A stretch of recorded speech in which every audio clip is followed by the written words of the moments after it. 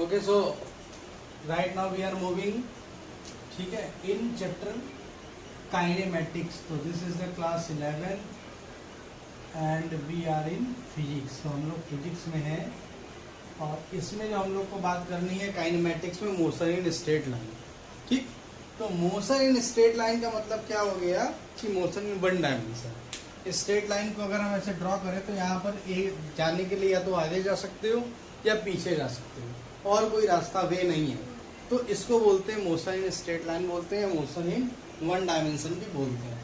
अब इसको पढ़ने से पहले कुछ चीजें बेसिक समझना जरूरी है, जैसे what is the frame of reference. Frame of reference ये एक बहुत इंपॉर्टेंट वर्ड है। जैसे उदाहरण के लिए हम आपसे कहें कि ये जो हमने पॉइंट बनाया ये कहाँ पे है, तो कहेंगे बोर्ड पे है। ठीक है, लेकिन बोर्ड पे कहाँ है, जरूरी है। कैसे तय करा कि सेंटर पे है, नहीं है ना, ऐसे पता नहीं चल रहा है ना। यानी कि किसी भी ऑब्जेक्ट की पोजीशन और टाइम को अगर हमें बताना है, लोकेट करना है, तो कुछ आपको क्या माननी पड़ेगी, कोऑर्डिनेट एक्सेस माननी पड़ेंगी। तो या तो इस बोर्ड में ये कर सकते हैं, यहाँ इसको ओरिजिन मान ले, ठीक है, इस कॉर्नर को। तो ये कौन सी एक्सिस हो गई, वाई, और ये कौन सी एक्सिस हो गई, एक्स। तो अब अगर बताना हो तो हम नाप ले यहाँ से, एक्स एक्सिस में कितना है और वाई एक्सिस में कितना है। तो हम लोग याद है ना, कोऑर्डिनेट लिख देते हैं एक्स कॉमा वाई। तो यहाँ पर जो है ऐसे हमने बना, तो हम लोग हमेशा ये बनाते हैं ना, कोऑर्डिनेट सिस्टम बनाते हैं। तो एक्स कहते हैं एक्स एक्सिस से एक्स डिस्टेंस पे, और वाई एक्सिस से वाई डिस्टेंस पे एक्स कॉमा वाई। अब जब हम लोग फिजिक्स में आते हैं, मैथ में तो एक्स वाई तक चलता है, जेड हो गया तो जेड भी लग जाएगा, लेकिन फिजिक्स में बात करते हैं तो वो टाइम भी वहां पे आ जाता है। क्या रहता है, टाइम। यानी कि with the help of frame of reference we can locate a particle with the time. यानी कि हम किसी भी पार्टिकल को टाइम के साथ क्या कर सकते हैं, लोकेट कर सकते हैं। उसको बोलते हैं फ्रेम ऑफ रेफरेंस। ठीक है, तो हम यहाँ पर चाहें तो लिख सकते हैं by which we can locate position and time of the of any object. ठीक है, तो ये फ्रेम ऑफ रेफरेंस होता है ना, जैसा कि जो मैथ में कोऑर्डिनेट सिस्टम होता है। फिर इसके बाद जो दूसरा वर्ड आता है वो आता है मोशन आ जाता है। What is the motion and what is the rest. ठीक है, what is the motion, what is the rest. तो अब इसको कैसे बताएंगे, रेस्ट में क्या है। तो हमने ये मार्कर अगर यहाँ पर ऐसे रख दिए, ये रखा हुआ है, ये क्या है, रेस्ट में है। किसके रिस्पेक्ट में, तुम्हारे और हमारे रिस्पेक्ट में। अर्थ के बाहर से कोई देखेगा तो नहीं है, तो घूम रहा है ना ये। तो फिलहाल हम कह सकते हैं रेस्ट का मतलब क्या होता है, if there is no relative change in position. ठीक है, अगर रेस्ट का मतलब क्या आ गया कि अगर कहीं पर दो ऑब्जेक्ट के रिस्पेक्ट में क्या है, पोजीशन में चेंज नहीं हो रहा है। ठीक है,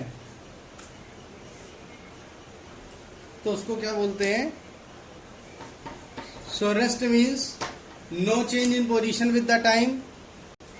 ठीक, तो हम लोग लिख भी सकते हैं no change in position with time.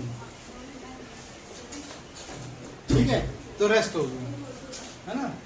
और change in position with, change in position with time, तो वो क्या हो गया, मोशन हो गया। तो सिंपली रेस्ट और मोशन का एग्जांपल समझ लिया। यानी कि अभी हम यहाँ पर अगर लिखते लिखते मार्कर रोक दें, यहाँ पर पॉइंट पे तो रेस्ट है, और अगर लिखते जा रहा है कॉन्टिन्यूअस तो क्या हो गया, ये मोशन हो गया। तो ये मोशन और रेस्ट की दो चीजें हो गई। अब इसके बाद हम लोग को चूंकि मोशन ही पढ़ना है, तो हमारे पास अब कुछ चीजें आएंगी जो पहले भी पढ़ चुके हो। जैसे सबसे पहले आती है distance. What is the distance, distance जानते हो क्या होती है, total length of path. Total length of path covered by an object। ठीक है, तो total length of path covered by an object is called the distance. ठीक, फिर उसके बाद आता है दूसरा वर्ड आता है डिस्प्लेसमेंट। तो डिस्प्लेसमेंट क्या होता है, minimum length between 2 points, minimum length between 2 points और difference in position between 2 point, तो उसको क्या कहते हैं हम लोग, डिस्प्लेसमेंट कहते हैं। अब कैसे समझे, तो देखो जैसे एक एग्जांपल ले रहे हैं हम लोग यहाँ पर, मान लो तुम यहाँ से अपने घर से हमारे घर आए, ठीक, तो तुम सबसे पहले अपने घर से निकले होगे, मान लो ये तुम्हारा घर है, ठीक, तो मान लेते हैं कि तुम यहाँ से निकले और यहाँ से निकलने के बाद मान लो जो है 4 किलोमीटर सपोज करते हैं चले, ठीक है, तो एक्स एक्सिस में चले, फिर वहां से 3 किलोमीटर किधर चले, इधर चले, तो हम पूछे टोटल डिस्टेंस कितनी हो गई, तो डिस्टेंस कितनी हो गई 7 किलोमीटर, जोड़ दिया। अब पूछे डिस्प्लेसमेंट कितना हुआ, इसी फिगर में देखो, तो ये 4 है और ये 3 है, तो हमने क्या बताया है, ये मान लिया O था, ओरिजिन था, ये A मान लिया, ये B मान लिया। तो अगर आपसे पूछे व्हाट इज द डिस्प्लेसमेंट, तो हमें क्या देखना, मिनिमम लेंथ क्या है दोनों पॉइंट के बीच की, OB आ रही है कि नहीं आ रही है, तो OB कैसे निकलेगा, तो आपको मालूम है निकालने का पाइथागोरस लगाओ, तो OB square equal to OA square plus AB square, तो OB स्क्वायर का मतलब कितना हो गया 3 का स्क्वायर, OA का मतलब 4 का स्क्वायर और AB का मतलब नहीं, OB तो निकालना ही है, तो OB निकालना है हमको, OB square equal to 4 square plus 3 square, यानी कि 25 आ जाएगा रूट OB की वैल्यू, है ना, तो OB की वैल्यू कितनी आ गई 5, यानी कि 5 किलोमीटर, यानी कि डिस्प्लेसमेंट कितना है 5 किलोमीटर। क्लियर हो गई बात। सबसे इंपॉर्टेंट चीज की जो डिस्टेंस है वो स्केलर क्वांटिटी है, स्केलर क्वांटिटी, और जो डिस्प्लेसमेंट है वो कैसी क्वांटिटी है, वेक्टर क्वांटिटी, ये ध्यान रखने वाली बात है। क्लियर हो गया, तो इसको नोट कर लो फटाफट। So let's take some examples, कुछ एग्जांपल और हम लोग ले सकते हैं, तो एग्जांपल में एक और ले सकते हैं, जैसे पूछते हैं, तो ये है,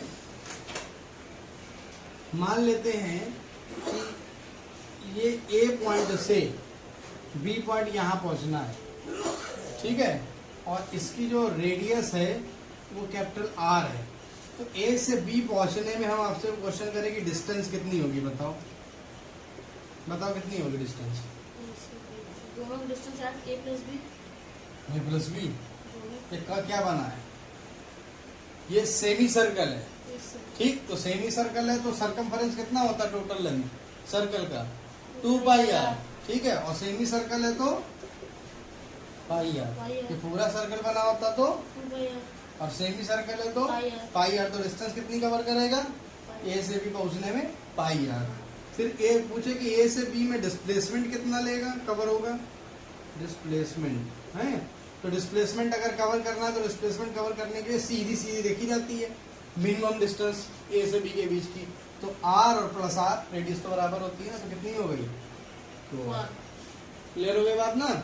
इसी प्रकार अगर यहाँ से जो है पूरा सर्कल ऐसे बनाते हुए एक तरीके से जैसे ये दिया हुआ है, तो ये ऐसे गया और फिर उसके बाद जो है ये ऐसे हो गया, तो अब आपसे पूछ रहा है कि A से शुरू करता है, ठीक है, और वापस A पे आ जाता है, ये रेडियस मान लो R, सो A से A आने में डिस्टेंस कितनी हो गई बताओ, गुड 2 पाई आर हो गई, और डिस्प्लेसमेंट A से A में,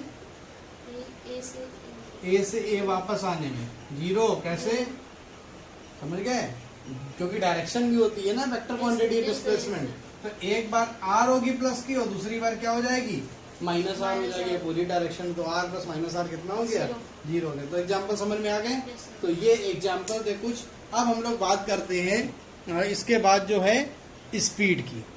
सो व्हाट इज द स्पीड, तो simply we can define the speed equal to distance upon time, ये सब पहले पढ़ा हुआ है, केवल एक हम लोग डिवीजन सा हो रहा है, तो स्पीड इक्वल टू कितना हो गया डिस्टेंस अपॉन टाइम।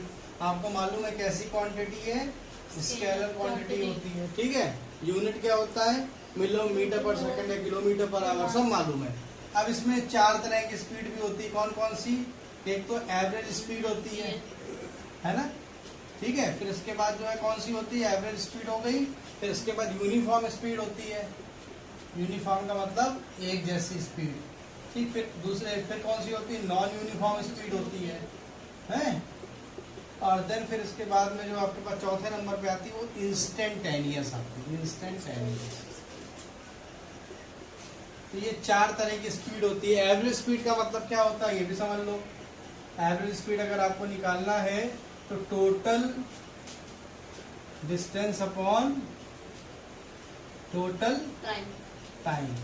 तो मान लो कोई कार है, अब वो कार जो है पहले फर्स्ट आवर में वो 40 की स्पीड चलती है, सेकंड में 30 की चलती है और थर्ड में फिर 30 की चलती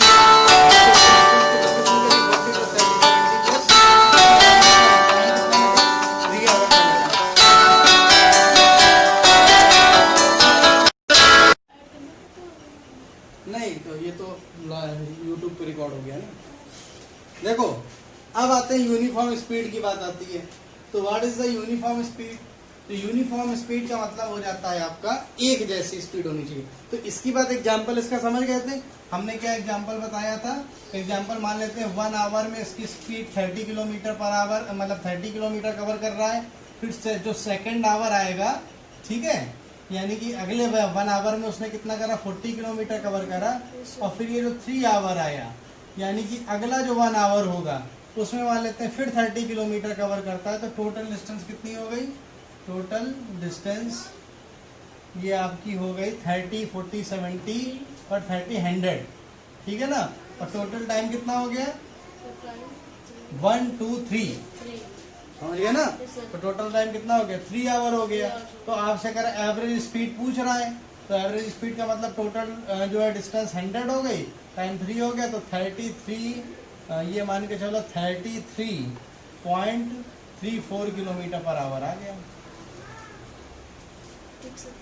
कोई प्रॉब्लम? अब देखो अलग अलग स्पीड में चला, लेकिन एवरेज स्पीड का मतलब होता है कि सबका सम करके टोटल टाइम से डिवाइड करो। देन फिर इसके बाद यूनिफॉर्म स्पीड आती है। तो यूनिफॉर्म स्पीड को अगर हम लोग निकालते हैं तो यूनिफॉर्म स्पीड का मतलब होता है equal distance covered in equal interval of time, interval of time. मेरे पास समझ गए? तो मतलब 1 आवर में भी 20 किलोमीटर पर आवर की स्पीड है, तो 1 आवर में 20 किलोमीटर कवर कर रहा है, तो 2 आवर में भी कितना करना चाहिए? 40, 3 आवर में 60, 4 आवर में 80। मतलब चेंज नहीं होना चाहिए, वही होना चाहिए। मतलब हर आवर में डिस्टेंस उतनी कवर करेगा। फिर इसके बाद आते हैं नॉन यूनिफॉर्म स्पीड आ गई। तो नॉन यूनिफॉर्म स्पीड का मतलब होता है कि इसमें जो है unequal distance covered in equal time interval, समझ गए? यानी कि अब इसमें जैसे 1 आवर में 20 किलोमीटर कवर करा, फिर नेक्स्ट 1 आवर में 30 किलोमीटर, फिर नेक्स्ट 1 आवर में मान लो तो 40 किलोमीटर, यानी हर आवर में जो डिस्टेंस कवर कर रहा है वो अलग अलग कवर कर रहा है। फिर आती इंस्टेंटेनियस स्पीड। तो इंस्टेंटेनियस स्पीड को कैसे हम लोग जो है डिफाइन करेंगे? तो इंस्टेंटेनियस स्पीड को अगर दिखाना होता है तो क्या होता है कि इंस्टेंटेनियस का मतलब एक पार्टिकुलर इंस्टेंट में क्या बदलाव आए। जैसे गाड़ियों का ऐड हम लोग देखते हैं, उसमें बताता है कि 0 से 5 सेकंड में 100 की स्पीड पकड़ लेगी गाड़ी, समझ रहे ना। यानी कि बहुत कम टाइम में बहुत ज्यादा चेंज हो जाना, ठीक है। तो इंस्टेंट स्पीड का मतलब हो जाता है कि चेंज इन स्पीड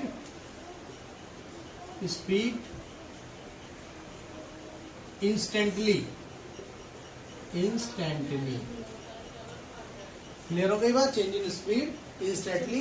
तो अगर हमको इसको बाय फार्मूला देना हो तो हम लोग जनरली इसको जो है delta s upon delta T से दे लेते हैं। मान लेते हैं जो चेंज इन डिस्टेंस और डेल्टा एस, टाइम मान लो कितना लगा, कम टाइम लगता है, डेल्टा टी, तो delta s upon delta T लिख सकते हैं। तो this is the 4 type of आपके पास क्या आ गई स्पीड। तो उसको फटाफट नोट कर लो। So right now we have velocity, which is the displacement upon time. Then average velocity equal to total displacement upon total time. Uniform velocity equal displacement covered upon equal interval of time. Non uniform velocity unequal displacement upon equal time interval, instantaneous velocity change in velocity instantly. ठीक है, यानी कि बहुत कम time में displacement में जो change आएगा वो बहुत ज़्यादा होगा। तो ये आपके पास आ जाता है वेलोसिटी, इसको नोट कर लो। So right now next we have time displacement graph. और कौन कौन से ग्राफ बनेंगे आपके, तो जैसे सबसे पहला तो एक ग्राफ अगर कहीं ऐसे दिख रहा है, ठीक है, तो ये जानते हो कौन सा है, यूनिफॉर्म वेलोसिटी का ग्राफ। ठीक है, तो ये एक्स एक्सिस में जो होता है वो आपका आ जाता है टाइम और वाई एक्सिस में डिस्प्लेसमेंट। ठीक है, तो इस तरीके से ग्राफ आ गया। फिर एक नॉन यूनिफॉर्म ग्राफ होता है। नॉन यूनिफॉर्म ऐसे भी हो सकता है, ऐसे भी हो सकता है, किसी भी तरह जिगजैग भी हो सकता है। तो ये क्या है, नॉन यूनिफॉर्म वेलोसिटी का ग्राफ है। वेलोसिटी, ये टाइम हो गया और ये कितना आ गया, डिस्प्लेसमेंट। तो ग्राफ में है, तो ये नॉन यूनिफॉर्म वेलोसिटी का हो गया।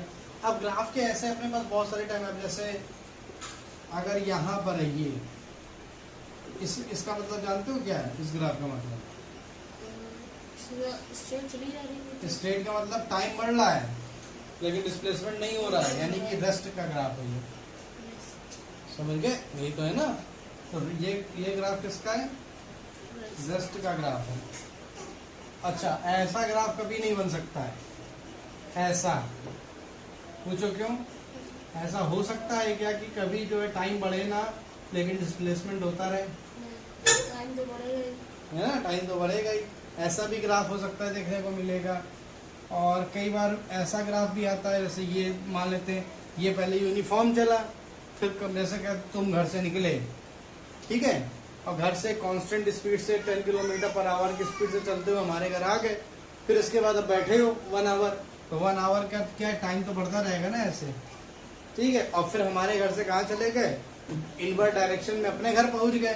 तो ग्राफ कैसे पूरा होगा, इसको आपने क्या कर दिया, बात समझ रहे हैं ना। तो ये ऐसे ग्राफ का फॉर्मेशन होगा, बहुत सारे ग्राफ बनेंगे।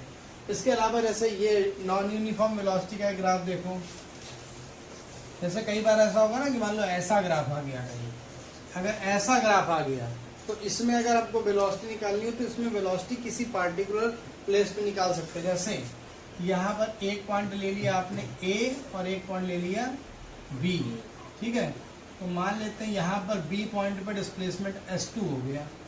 ये आपको मालूम है, हमेशा ध्यान रखना डिस्प्लेसमेंट को कहाँ लेना है, वाई एक्सिस में, टाइम को एक्स एक्सिस में, और टाइम को टैक्स से याद रखो, टैक्स, तो t at x, time at x. ठीक है, तो ये मान लेते हैं कि कोई ऑब्जेक्ट था, उसका बी पॉइंट पे डिस्प्लेसमेंट S2 है, तो ए पॉइंट पे कितना हो गया, मान लेते हैं S1 है। ए तक पहुंचने में टाइम लगा T1 और बी तक पहुंचने में टाइम कितना लगा, T2।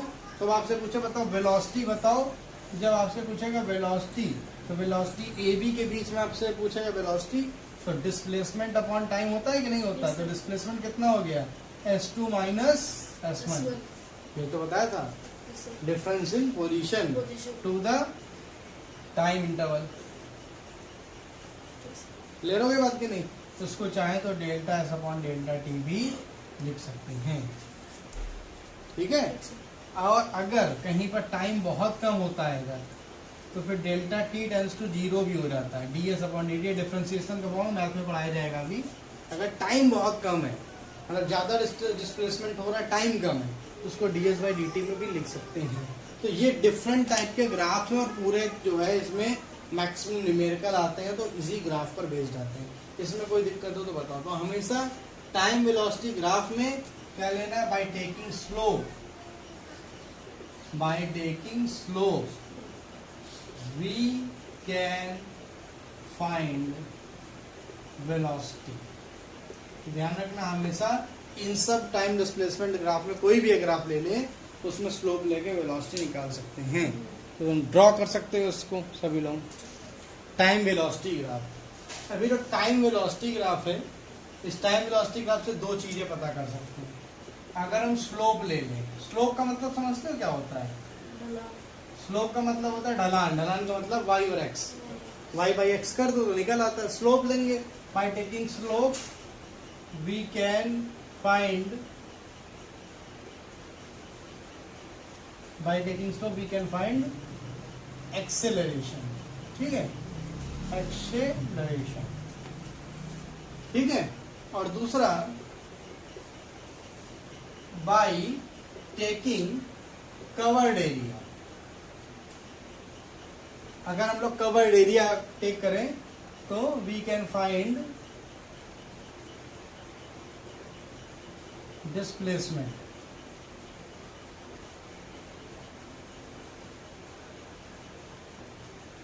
ठीक, so by taking covered area we can find displacement.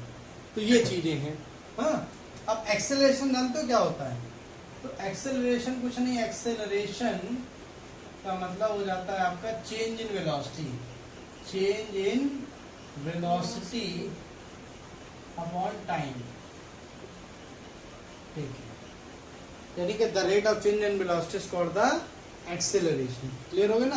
तो वेलोसिटी और टाइम की रेशियो से ही निकल रहा है ना एक्सेलरेशन, तो इसीलिए टाइम वेलोसिटी ग्राफ में स्लोप अगर ले ले टाइम वेलोसिटी ग्राफ का तो एक्सेलरेशन, और कवर्ड एरिया ले ले तो डिस्प्लेसमेंट। हम कैसे करेंगे उसको जरा देखें। तो जैसे एक ग्राफ हमने आपका बना के दिया ये, सर आपने वीडियो ऑन नहीं की सर? ऑन है। सो अब देखो ये क्या है, टाइम हो गया, और ये क्या हो गई, वेलोसिटी हो गई। वेलोसिटी टाइम ग्राफ है ना, तो टाइम वेलोसिटी ग्राफ हो गया। अब इसमें क्या करना है, आपका ये ओरिजिन हो गया सपोज यहाँ पर। अब इस ग्राफ में आपसे अगर क्वेश्चन करे कि हमको बताओ कि जो है ये मान लेते हैं ए पॉइंट, ठीक, तो आपसे पूछता है कि एक्सेलरेशन बताओ और डिस्प्लेसमेंट कितना कवर हुआ ये पूछ रहा है, तो कैसे बताओगे? ठीक, तो इसी में हम दो चीजें ग्राफ में ऐड कर दे रहे हैं, थोड़ा और बड़ा कर दे रहे हैं इसको। तो आपसे ग्राफ का जो है वो इस तरीके का ग्राफ सपोज दे रहा है, ठीक है, ओ ए बी और सी। अब आपसे इस ग्राफ में ये पूछ रहा है कि बताओ कि टोटल डिस्टेंस कितनी का हुआ, डिस्प्लेसमेंट कितना हुआ, टोटल डिस्प्लेसमेंट। यानी कि पहला क्वेश्चन आपसे पूछा गया है इस ग्राफ में टोटल डिस्प्लेसमेंट बताओ, और फिर दूसरा क्वेश्चन पूछा गया आपसे टोटल एक्सेलरेशन बताओ, एक्सेलरेशन। ठीक है, ओके, इन ओ ए, ठीक, सिमिलरली ए बी और फिर बी सी, अलग अलग जगह पर हो सकता है। ठीक, तो टोटल डिस्प्लेसमेंट और टोटल एक्सेलरेशन भी पूछ सकता है। फिर एक्सेलरेशन भी एक्चुअली चार तरह के होते हैं, एवरेज वाला, यूनिफॉर्म, नॉन यूनिफॉर्म और इंस्टेंटेनियस एक्सेलरेशन। तो एवरेज एक्सेलरेशन का मतलब the total sum of velocity to the time taken, uniform का मतलब equal velocity upon equal time interval, non uniform का मतलब unequal velocity upon equal interval of time, और फिर इंस्टेंटेनियस में क्या होता है, इंस्टेंटेनियस एक्सेलरेशन का मतलब होता है large change in velocity in small time interval, कम समय में। ठीक, अब इसको ज्यादा टोटल डिस्प्लेसमेंट है आपको तो निकालना, कैसे निकालेंगे? तो यहाँ पर देखो ऐसे ड्रॉ कर लो चीजें। तो टोटल डिस्प्लेसमेंट अगर आपको निकालना है तो इसमें जो है पहला अपने मन से दो पॉइंट भी मान लो, है ना, ये अपने टाइम माना है ना, तो इसको T1 ले लो और इसको क्या ले सकते हैं, T2 ले सकते हैं। क्लियर हो गया ना बात? तो अब देखो जब टोटल डिस्प्लेसमेंट आपको निकालना हो तो O8 जो T1 का एरिया निकाल लो। क्लियर हो गया ना? तो सबसे पहले निकालोगे area of triangle OA T1, तो 1/2 बेस इंटू हाइट। तो यहाँ से यहाँ तक का समय मान लो लग रहा है कितना, T1, तो T1 हो गया, और हाइट कितनी हो गई, तो इसको हम मान लेते हैं जो डिस्टेंस कवर करी वो स्मॉल एस कवर करी है, तो कितना हो गया, एस आ गया। अब देखो displacement into time, sorry velocity, ये वेलोसिटी है ना, इसको v मानो, तो ये वेलोसिटी टाइम ग्राफ है, तो v मानो तो ये कितना हो गया, T1 इंटू कितना आ गया, v। क्लियर हो गई ना बात? तो अगर डिस्प्लेसमेंट आपसे पूछा तो पहला डिस्प्लेसमेंट निकाला आपने एरिया ऑफ OA T1, तो 1/2 T1 इंटू v, और vt का मतलब velocity time equal to displacement होता है। फिर इसी प्रकार एरिया, ये देखो ये एक रेक्टेंगल बन रहा है ABT2 T1, ठीक है, तो एरिया ऑफ रेक्टेंगल ABT2 और T1, तो एरिया ऑफ रेक्टेंगल का होता है लेंथ इंटू ब्रेड्थ, तो लेंथ कितनी हो गई, T2 माइनस T1, कैसे निकालोगे 20 का? यहाँ 0 से T2 टोटल टाइम T2 है, 0 से T1 टोटल टाइम T1 है, तो इन दोनों के बीच में टाइम कितना हुआ? T2 माइनस T1 हो गया, final time minus initial time. इसी प्रकार A और B की बात हम लोग करेंगे, तो यहाँ पर वेलोसिटी की अगर हम लोग बात करेंगे तो वेलोसिटी तो देखो वही है, जो वेलोसिटी थी वो वही है, यानी A पर भी V थी, B पर भी V थी। तो यहाँ पर क्या हो गया, अगर हम लोग इसको B यहाँ पर अगर ध्यान से देखें तो यहाँ पर आप इसको करा दो मल्टीप्लाई, किससे? V से मल्टीप्लाई करा दो, तो ये डिस्प्लेसमेंट निकल के आ गया यहाँ पर इसका। फिर आखिरी वाले को देखो, तो लास्ट वाला देखो, तो area of triangle BCT2, triangle BCT2। अब BCT2 को देखो तो फिर एक ट्रायंगल बन गया, तो बता उसमें 1/2 कितना होगा? बेस कितना है, टाइम कितना है T2, और हाइट कितनी है V, तो देखो 1/2 V2। अब इन सब को तीनों को जोड़ दो तो टोटल डिस्प्लेसमेंट निकल आएगा। क्लियर हो गई बात ना? टोटल सबको जोड़ दो तो ये टोटल आपका निकल आएगा कि कितनी वेलोसिटी, टोटल डिस्प्लेसमेंट कितना हुआ। अब एक्सेलरेशन पूछेगा, तो एक्सेलरेशन कैसे निकालोगे? तो यहाँ पर देखो, तो ये स्लोप लिया जाएगा, ठीक है। तो जब यहाँ पर स्लोप लोगे तो आपका क्या था? Perpendicular upon base. तो परपेंडिकुलर अपॉन, जब यहाँ पर A1 निकालोगे तो कितना आ गया? V upon T1। क्लियर हो गई बात? यहाँ पर एक्सेलरेशन हो जाएगा 0, पूछो क्यों? क्योंकि A पर भी वेलोसिटी हुई है, B पर भी वेलोसिटी, तो चेंज इन वेलोसिटी हुई नहीं, तो कितना हो गया एक्सेलरेशन? 0। और फिर तीसरा वाला बचा, तो A और V अपॉन कितना आ गया? T2। मतलब सब में अलग अलग एक्सेलरेशन भी निकल आया। तो इससे ग्राफ से समझे दोनों चीजें निकलती हैं। हमेशा अगर टाइम वेलोसिटी ग्राफ दिया है तो उससे दोनों चीजें निकाली जा सकती हैं। तो इसमें हमने 2 तरह के ग्राफ बनाए, हमेशा ध्यान रखना। अगर ये 2-3 ग्राफ भी समझ लो, ये है तो ये दिखा रहा है यूनिफॉर्म एक्सेलरेशन, फॉर्म एक्सेलरेशन, ठीक है, ये T है और ये V है। और अगर कभी ग्राफ मान लो ऐसा है, मान लो, तो ये नॉन यूनिफॉर्म एक्सेलरेशन है। ये कैसा है? Non uniform acceleration. अगर कभी ग्राफ जो है आपका ऐसे है तो 0 एक्सेलरेशन है,